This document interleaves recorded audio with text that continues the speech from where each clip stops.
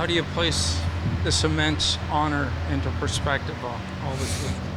I think for an athlete, like a hockey player, this is the holy grail. This is the highest that you can go, so to speak, in being amongst the best players in the world, male and female. It is a real honor.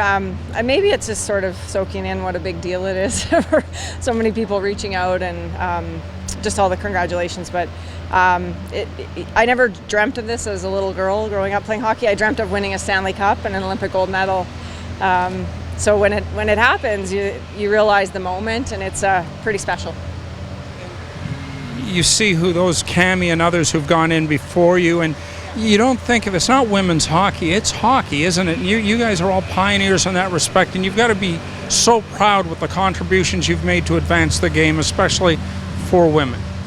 Yeah, I mean, I've played with or against every woman that's in the Hall of Fame for a long period of time, and what they have all done individually and then on the teams that they've played on and that we've played on together, I think I came along at a good time. A lot of women that came along before me didn't have the opportunities that I had, and like girls ahead of me will have the opportunities that I didn't have. So it's just nice to see how far the game has come in that progression, and I really think now everybody can play hockey. Male, female, it doesn't matter. The Hockey Hall of Fame represents that. I think with Václav Nedemansky, the first Czech to defect, that's a pretty huge moment that maybe a lot of Canadians maybe wouldn't understand, but in the realm of hockey and what that was like for him at that time, I think that was a pretty incredible thing to do. You mentioned a lot of people reaching out to you. Anyone surprise you with maybe sending you congratulations? Honestly, I've had so many from my former teammates, all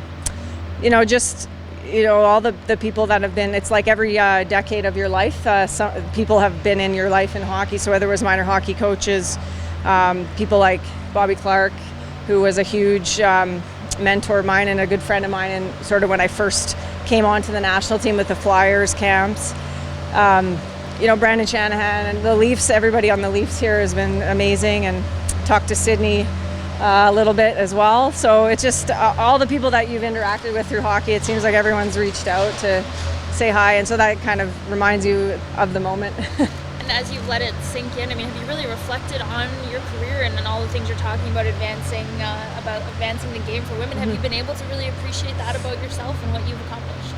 I was talking to Sammy Jo Small the other night, played with her years ago, and we were laughing about all the things we did on the national team. Like at one time we had a bake-off before an away game. Who would ever do that? And the silly things that you do as a team. But then also, we talked about a lot of the struggles that we had gone through and all the challenges. And I think for most of my career, I got to experience some amazing highs, but there was also a lot of sort of fights along the way for relevance and for respect in the game.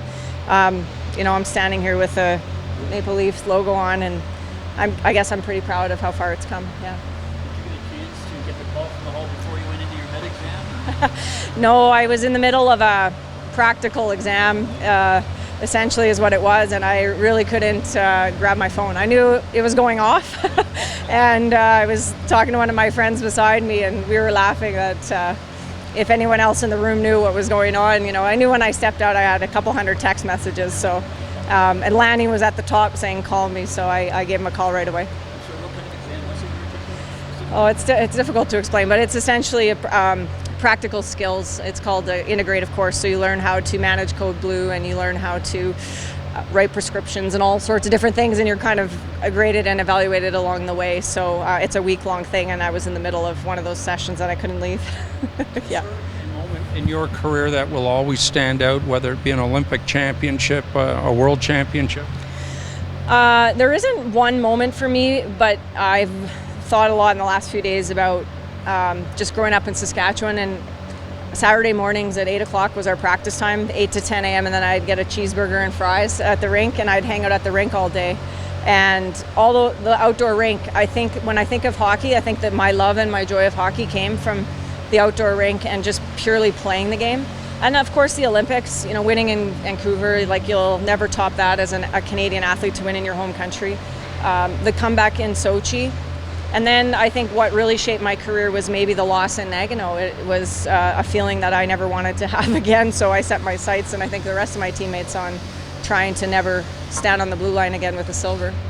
It wasn't a long period of your career, but how significant was it when you played against men in the men's league? That was actually super impactful. A lot of especially the Finnish experience, I'm very close with a lot of the guys that I played with, and I was talking to quite a few of them in the last few days, and it really, for me, kind of took me out of my comfort zone. So when I came back to the women's game, I felt comfortable, and it challenged me in ways off the ice. I knew that I had to be at my best, whether it was a practice or a game, because physically, if I took a bad hit, I could end my career, or I knew there was always somebody out to get me, so to speak, and so it elevated my game. And then the way that they embraced me, Matty Hagman, the late Matty Hagman, he was a very misunderstood guy, but a hockey genius, and he taught me a lot when I was there. Why was that important for you to play against men?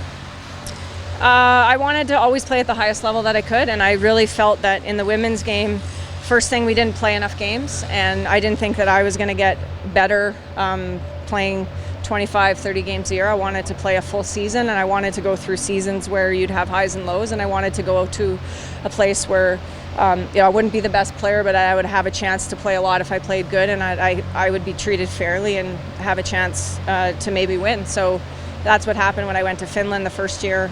We won the division to move up. A lot of people thought it was a publicity stunt, but for me it was just purely about getting better and always chasing the next level.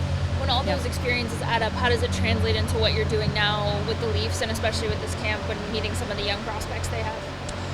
Yeah, I think, as a player, I've been through really everything in hockey, like from the women's game to the professional men's game. I trained in the summers with NHL players for 20 years, and so all of those experiences give you a very diverse perspective on hockey. And I also have a 19-year-old son, so when I look at these guys, I look into the eyes of my son, really, in the mind of a 19-year-old, and hopefully what I did as an athlete, maybe I can speak to them and make it something they can understand and help them get better. So I love being out on the ice. It's much better than writing a med school exam. I know it was only your first day, but what's your impression of the guys you're working with today?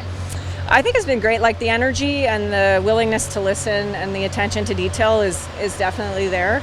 I mean, obviously these guys are a long ways away from ever making the NHL, and I think they know that, but you can always have to start somewhere, and it's fun to sort of get a fresh slate every year and see what we have. How influential were your parents and your cousin Doug? My mom and dad, I mean, they're the most influential people in my life. My dad was my coach, but my parents were not invested in my hockey career. They were on the sidelines cheering. They're teachers. They just believed that we had to do something. They didn't care what it was. And at many times my mom would say to me, "Are you sure you want to keep playing? This is kind of hard." And I always wanted to. So they were just always kind of quietly there. They went into debt every 4 years to go to the Olympics and put their life into hockey. Because obviously we're not making the big money, so I owe a debt of gratitude to them. And Doug, I didn't really know Doug until I was actually around the '98 Olympics. I got to meet him, and I always knew who he was, and I wanted to get to know him, but it was just not really possible. And then I got to know him a little bit too late. He passed away, but I was just texting back and forth with his daughter yesterday, and I'm very close to his brother Claude, who is in Regina. So he was I know he was smiling down when the Blues won the cup, for sure, and a good player for sure. That season and the time you spent in the Finnish men's league, I mean, Yeah. what was the hardest part? Were there low moments? Oh, there were lots. I mean, you go to the rink, it's dark. You come out of the rink, it's dark. It's Finland. I was, essentially by myself. But initially, just Finns are very quiet, reserved people, so it took a long time to get to know my teammates. But once I did, I played the whole season with a guy that I thought he didn't speak English, and then we won, and he turns to me and he spoke perfect English. So that was the experience. They were just shy. It wasn't that he didn't want, he just didn't know what to say. So things like that. But then I remember my first practice, Hagman sent a 6'4" defenseman out to chase me every drill.